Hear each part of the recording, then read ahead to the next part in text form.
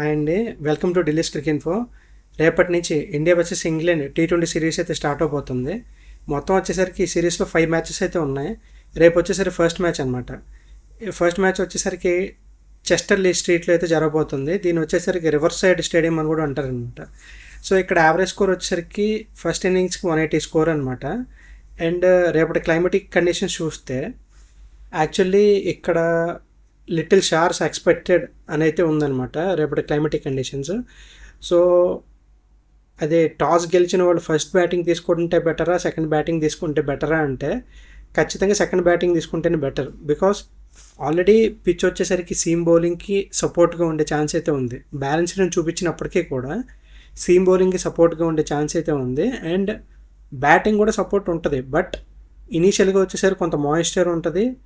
దానివల్ల టాస్ గెలిచిన వాళ్ళు ఫస్ట్ బౌలింగ్ తీసుకుంటే ఈలోపు గ్రౌండ్లోంచి ఆ మాయిశ్చర్ రిలీజ్ అవుతుంది కాబట్టి ఖచ్చితంగా వాళ్ళు బ్యాటింగ్ చేసే టైంకి అయితే బాగుంటుంది. కాబట్టి ఫస్ట్ వచ్చేసరికి ఎవరు టాస్ గెలిచినా బౌలింగ్ తీసుకునే ఛాన్స్ అయితే ఉందన్నమాట.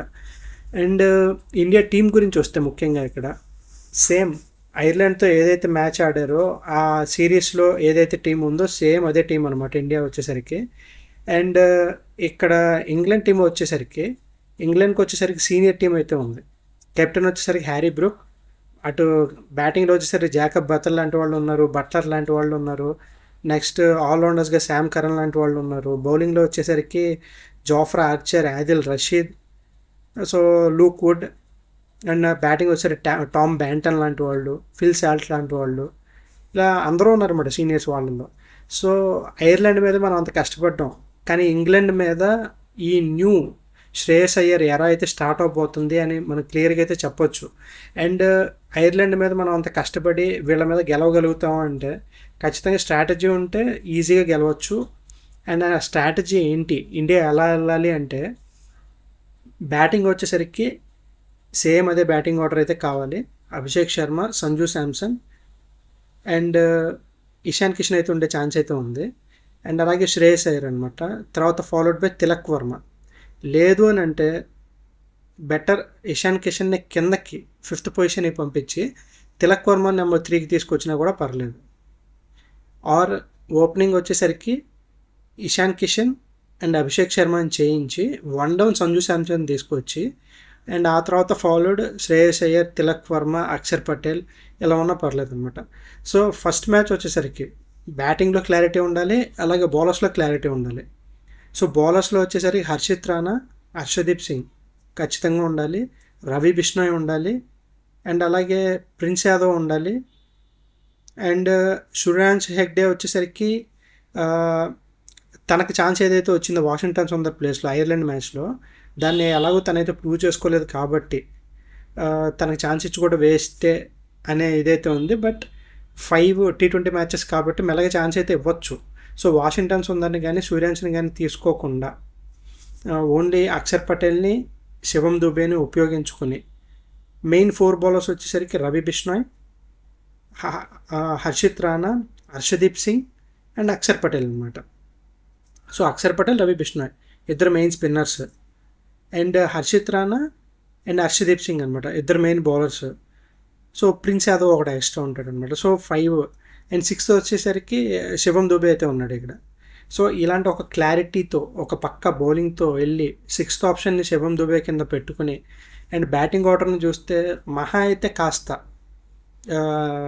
ముందుకి వెనక్కి స్వాప్ చేసి ఏమైనా ట్రై చేస్తే ఖచ్చితంగా ఉపయోగపడే ఛాన్స్ అయితే ఉంది. And it's better to make Vaibhav Suryavanshi debut in this match అనమాట. బికాస్ వైభవ్ సూర్యవంశీ IPL ఎలా ఆడాడో అందరికీ తెలుసు.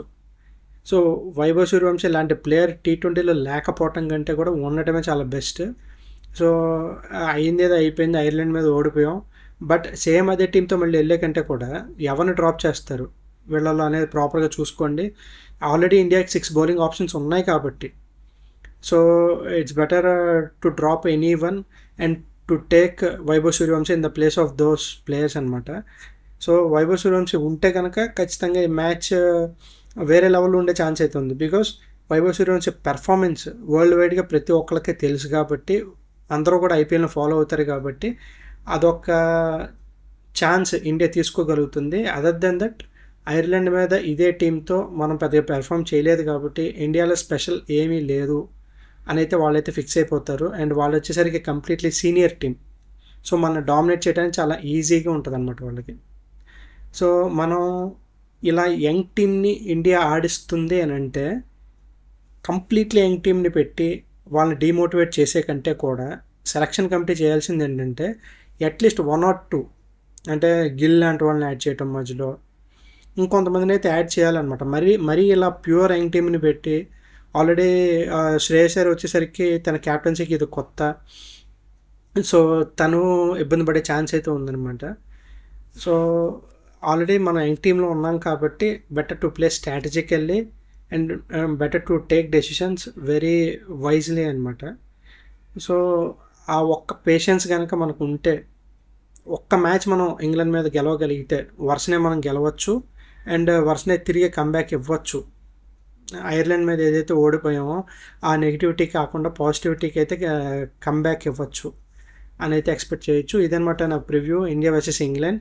So first match Vaibhav Suryavanshi ఉంటాడా ఉండడా అనేది పెద్ద సస్పెన్స్. కానీ ఉంటే కనుక మ్యాచ్ వచ్చేసరికి కంప్లీట్గా జోష్గా అయితే సాగే ఛాన్స్ అయితే ఉంది. అండ్ టాస్ గెలిచిన వాళ్ళు ఖచ్చితంగా బౌలింగ్ అయితే తీసుకోవాలి. బికాస్ మాయిశ్చర్ ఉంటుంది. Moisture plays a big role and it shows a big impact on our batting if you take first batting అనమాట.